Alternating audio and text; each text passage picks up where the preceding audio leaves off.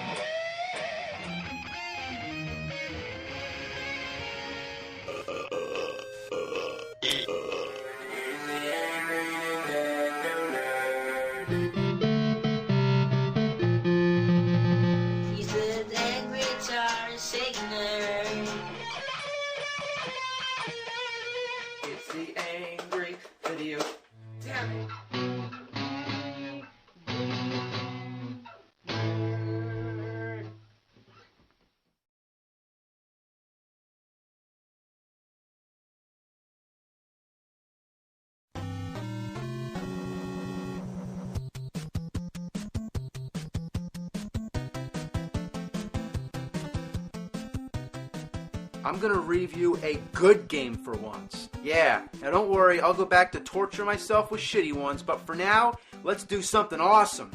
Super Mario Bros. 3 is often considered to be the greatest game on the NES, and for good reasons. It took everything that made the first Mario great and multiplied it several times over, adding new intricate levels of gameplay and challenges. Whether it's the top loader or that classic gray box, the Nintendo Entertainment System was at the height of its popularity when this masterpiece came along to push it over the top and make an everlasting impression, the defining moment of our childhood pastime. During the final years of the 8-bit era, many other games came along like McKids and Tiny Toon Adventures, which tried to emulate its gameplay, its power-up system, and overall design. It was one of the first games I remember to have a strategy guide. There was also a Super Mario Bros. 3 cartoon series, even though there was no 2. That's the power that this game had. All you gotta do is say Mario 3, and anyone will go, oh yeah. Now, all the hype began before the game was even released. Most of us first heard about Mario 3 in the 1989 movie, The Wizard. An innocent little family flick, but essentially a theatrical Nintendo commercial in disguise as a feature film. The plot involves a kid named Jimmy suffering from a mental disorder after his sister died. They put him in an institution, his brother breaks him out, and they run away. On top of that, Jimmy's hell-bent on going to California. California? California. California. California. California. All just because he wants to leave photographs of his sister inside Dinny the Dinosaur, one of 2 dinosaur statues previously featured in Pee-wee's Big Adventure. Along the way, they meet some girl who's also a runaway, and they find out that Jimmy kicks ass at Nintendo games, so they enter a video game tournament called Video Armageddon. Throughout the course of all this, they're being chased by some asshole who finds lost kids for money. Meanwhile, he's competing with the father and older brother who are trying to find him first. So, yeah, that's all great, but do you think any 9-year-old kid gave 2 fucking shits about the plot of this movie? I know I didn't. I saw it in the theater opening day, and here's a perfect reenactment, all for you. What the hell is this shit? I don't care what these people are talking about. Oh, look back there. What game is this? Who the hell are you? Go back to the freaking Wonder Years, you piece of shit! Oh, what game's that? Oh, you hear it? That's Zelda 2. Oh, what games are they playing? Turn it around. Come on, I want to see the damn games! That's what it was like. You'd see a few moments of a game, you'd get excited, and then it's back to the story. I got the scroll weapon, and I almost beat Mecha Turtle at the end of level 3. While some game lingo was thrown in, the audience, the kids watching the movie, were the experts and would notice anything that was wrong. When Jimmy's playing Double Dragon, he starts mashing buttons before the game even begins. Then after his brother pulls him away, only to turn back, he says, 50,000? You got 50,000 on Double Dragon? 50,000? How could you get 50,000 points in less than a minute? And why such a random number? Also note that it's not the arcade version of Double Dragon, it's the Nintendo version, which means that he's playing it on the Play Choice 10, an arcade clone of games that were also on the NES. Obviously an endorsement from Nintendo, but the tabletop one in the diner, I've never seen that. Then there's the Nintendo Power Tip line. That's right, people sitting around ready to help you with any game problem you have. Simon's Quest. Just call that 900 number and rack your parents' phone bill up the ass. Enter Lucas, the other villain, the opposing game expert of the film. Pick any game you want. I'm good at all of them. I have 97 of them. You know all 97 of them? Today there's about 800 Nintendo games, but for the time being, let's say, okay, Lucas is the master at Nintendo because he has all 97 games. You want to be as badass as him, right? Well, you better get your parents to take out a loan and get you every Nintendo game. And of course, the biggest advertisement ever in a movie, the Power Glove. He proves his radicalness by playing Rad Racer. Rock music comes on, which doesn't belong from the game. You can chop out 20 seconds of this, repackage it, and air it on TV, and there you go. It's a commercial for the Power Glove. I love the Power Glove. It's so bad. The Wizard was a rare instance in product placement when the prime moviegoers were interested in the product rather than the movie itself. Again, much like in Pee-wee, it ends with a big chase through a movie studio, this time the Universal backlot, from the monster movie sets to where King Kong attacks the trolley. Universal Theme Park was just about to open in Florida that following year. Another endorsement? Well, it's a Universal film, so of course. The highlight is the game tournament, where the three finalists, Jimmy, Lucas, and some geeky bitch that nobody cares about, all compete in a game that nobody had even played yet.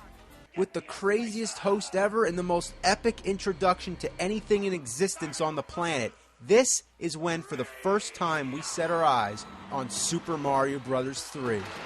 Not only did it blow our minds to get a preview of this game on the big screen, but it also gave us a big tip. Who the fuck would know the first time playing to fly up over the ceiling and get the magic flute, and then to use it as a warp to get to World 4? After seeing the Wizard, we sure did. Jimmy! Watch the mushrooms! Rather than it being a simple test of who makes it the farthest, they had some weird scoring system with knights running. How exactly do they keep score? But who cares? This movie may be a mess, but it lives on in our hearts with a sentimental quality.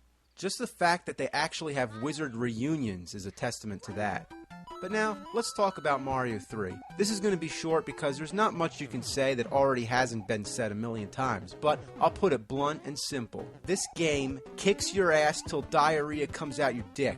The only thing better than playing this game would be to have a magic leprechaun come and bring you beer. There's 8 worlds, each with a different theme. Desert, snow, sky, and my favorite is the one where everything's giant. Each of the worlds has a big map screen where you can select which level you play. At first it's as simple as clearing each level and moving on, but later the paths become more complicated, whether it means going through pipes, breaking through boundaries, or sailing over water. But the actual levels are what it's all about. Slide through a bunch of bad guys, oh, that's so much fun. The 2-player game has a perfect balance. It's where you can either work together to complete the game, or just compete for items and race each other to the end. Or you could die deliberately so that the other player will have to play the hard levels. There's card games, puzzle games, and even a bonus stage where you can play the original Mario Bros. Arcade. Again, this offers many possibilities to be an asshole toward the other player. The power-ups are awesome. In the original Mario, there's the mushroom and the fire flower, but now there's the leaf that turns into a raccoon. You can break blocks with your tail, or if you get a good stretch of land to run, enough to get your P-bar up, you can fly for a short period of time. But if you get the P-wing, you can fly through the whole level. There's also the P-switch that turns blocks into coins.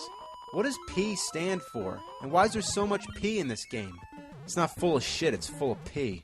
But about the power-ups. You also have a frog suit that swims a lot easier, you got a hammer suit which throws hammers, and a tanuki suit that turns into a statue. I don't know what that's about. I mean, I know you use it to protect yourself from enemies, but man, what kind of crack were they smoking? But the really cool thing is that you can save these power-ups and use them whenever you need them. Like before the start of the level, you might think, it's time to break out the frog suit. The enemies in the game are out of control. You got these Goombas hopping around in wind-up boots, then you got an angry sun, Big Bertha, and nuclear waffles. Not to mention, you gotta fight all the Koopa kids and beat Bowser at the end.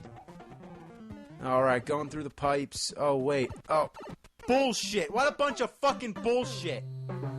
Come on, you piece of shit! Come on, move your ass! Hey, how do I get this flower right here? I don't know, I'm just gonna try to... come on! Yeah, alright. This game's tricky dicky. It's pretty damn hard, too. Then there's this part where the only way to reach the goal is to fly in the air while holding a Koopa shell and break all the blocks. Who would even think to go up there? Especially when you get to the last world, it can get real challenging. This part doesn't fuck around. It's like, you got to the end, you dare to play, welcome to hell. That's what it looks like. All this fire and skulls, it looks like hell. There's sort of like a heart shape around it. Yeah, a heart around hell. Does that mean that this game loves hell? This game worships the devil. Oh my god, of course it does. Why is there so many inverted crosses? What's the H stand for? Hell? How about the part with the tarot cards? The N, Necronomicon? The P must be possession. Or maybe pentagram. Well, of course, the pentagram makes an appearance everywhere. It's no doubt that the 7 sons of Bowser represent the 7 deadly sins. You kneel before Satan on the block, and after 6 seconds you fall through. There's 6 arrows on the possession meter, and to reach the goal you go in the 6th door. That's 666. Everywhere you look, it's the number of the beast. In The Wizard, the game's introduction is basically the gates of hell opening. I'm up here, my little beauties. Yeah, video Armageddon. The devil watches you through the whole game. The clouds have eyes, the hills have eyes. Yeah, literally, the hills have eyes. Thanks heaven, and we know that there's no need to thank heaven unless there's the presence of hell. There's 8 worlds. In the 8th world, there's 5 spaces you can stand on where giant hands drag you down to your doom. There's 12 tanks you gotta jump on before the goal, and it takes me 12 jumps to get Bowser to fall down the hole. The 8th letter of the alphabet is H, 5 equals E, 12 equals L. What's that spell? Hell! And what's it sound like when you play the game backwards?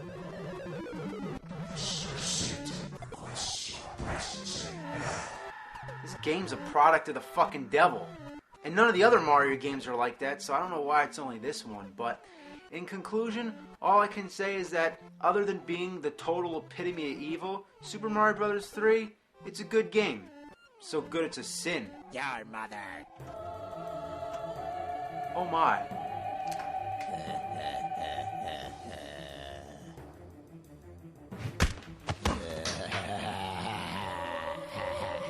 Oh my god, it's a possessed NES. Your mother sucks cocks in hell. The fuck did you just say? I said, your mother sucks cocks in hell. Oh! Go back to hell, you evil motherfucker! Shove it up your ass, you motherfucking cocksucker. The power of Christ compels you! What an excellent fucking day for an exorcism. Power of Christ compels you! Power of Christ compels you! Yeah, fuck your mother. Power of Super Mecha Death Christ compels you! Fuckers! Fuckers! Ouch, you my back wasn't right. Yeah, it's Super Mecha Death Christ 2000 BC version 4.0 beta, bitch! Fuckers! Fuckers! Fuckers!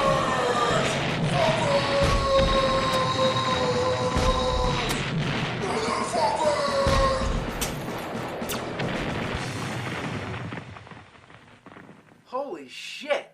What's that fucking language?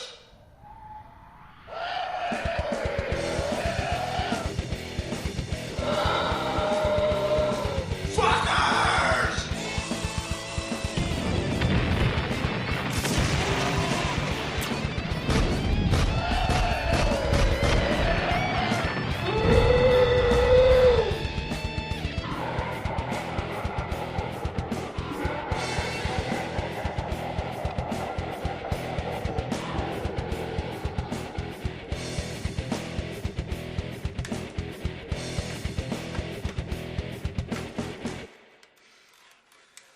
Alright.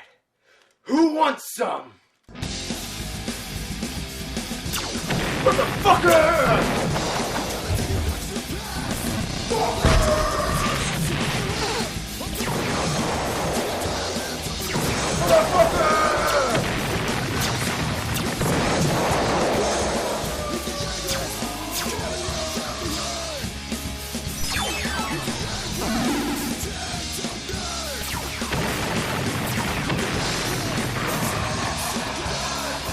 Oh, not you!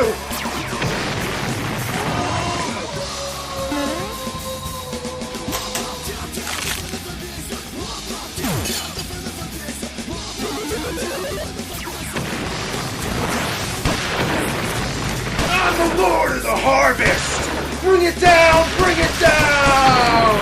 Ah!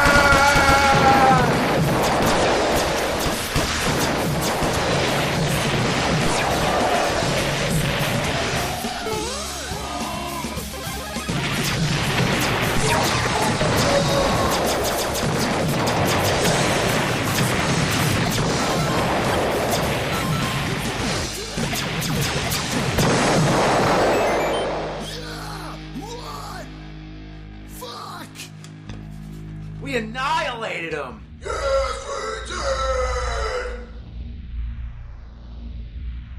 What the fuck is that shit? Oh. All this shit? I'll tell you all about it.